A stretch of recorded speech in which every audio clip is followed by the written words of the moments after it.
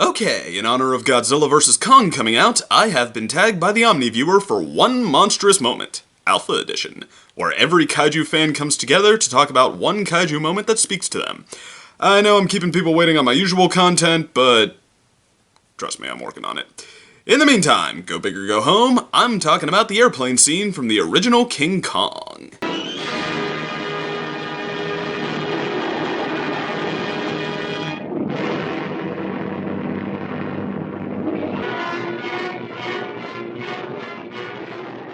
Oh yeah. I mean, when I was a kid, I wanted to be a Godzilla fan. Giant, fire-breathing, armor-plated super dinosaur that goes around fighting other monsters? Oh yes, please.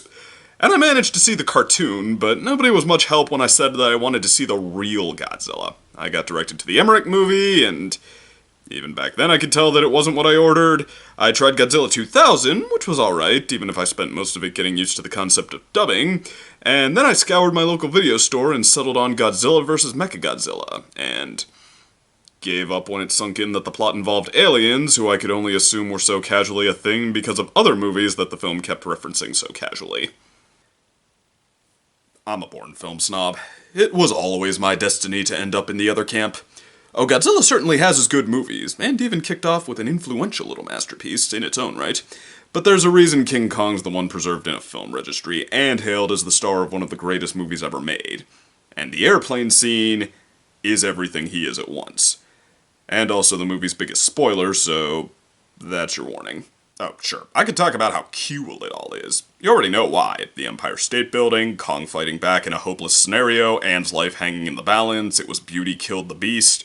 But what if I told you that one of the most accepted reads on this scene is that it represents nothing less than primitive man's last stand against the modern world? Yeah. Oh, not in a Da Vinci Code, ask me what it means, get an A- on your 10th grade English paper kind of way. As in, by bringing in all of these pieces so perfectly, so fittingly, that's how far the movie escalated this. That's the power and the something more you feel when all of these players here see their fates fall into place. It threw me off too the first time I heard it, but the more I thought about it, the more it was too perfect. So let's break it down. First, primitive man. Well, Kong certainly is primitive, but he's not exactly a man. But he is king of one of the most primitive worlds of men that 20th century imagination about what we haven't charted yet ever dreamed up. Skull Island is a land where strength and dominance rule. You want to be smart like the Islanders, you worship the thing with more of that than any other monster. Kong is their king because he's man enough to be on the same page. He knows that they know that, and he knows to take advantage of it. And he also has the same recognition of and longing for beautiful companionship. Single-minded, narrow field of vision's idea of universal beauty, but all the better for the kind of primitive mindset we're talking about. And on that note, how about his idea of how to obtain such? You carry the beautiful woman off to your mountain, and now she's yours forever. Need more? How about the way his world works insofar as fending off rivals who want her for their own reasons? Straight to dealing in spades. In fact, let's look at the 2005 movie's version of that scene, which makes up for what it lacks in cool stop-motion choreography with pure powerful tension. This one puts the rescue right after Anne got sick of appeasing Kong with her dance routines, causing teenage me in the theater to lean over to my cousin and say, I think she owes Kong a few dances after this. He agreed.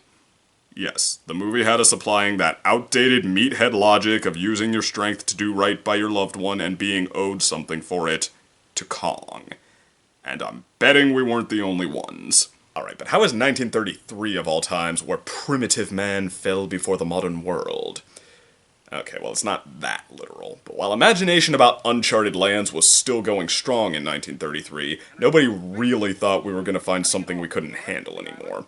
It was more just, ooh, what could still be out there? And that's how the movie starts out, finding and touching down on an island that couldn't stay off the map forever. Yeah, it turns out it is more dangerous and formidable than anyone would have expected, for raw, old-world strength was something to behold, and the crew does get in over their heads. But it ends the only way it was going to, sooner or later. Kong in chains, being shown around as a mere novelty. Only to break out and show us who we're dealing with. There's no way these two parties were going to get along. It's modernity's nature to expand and overtake. And Kong?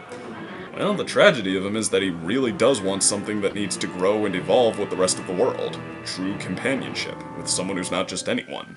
He's not just a mindless T-Rex that only cares about two things, he has humanity. But at the same time, he can't be anything other than what he is. He wants Anne, and he only knows one way to get her, in a world that will never stand back and let him have her, no matter how much he rampages through it. It really was Beauty Killed the Beast.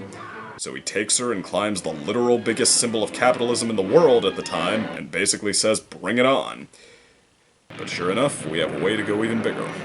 We'll always have a way to go even bigger. Never perfect ourselves, but always building on what was in some way, as we can't simply not. If you can't find a place to fit within it, you fall by the wayside.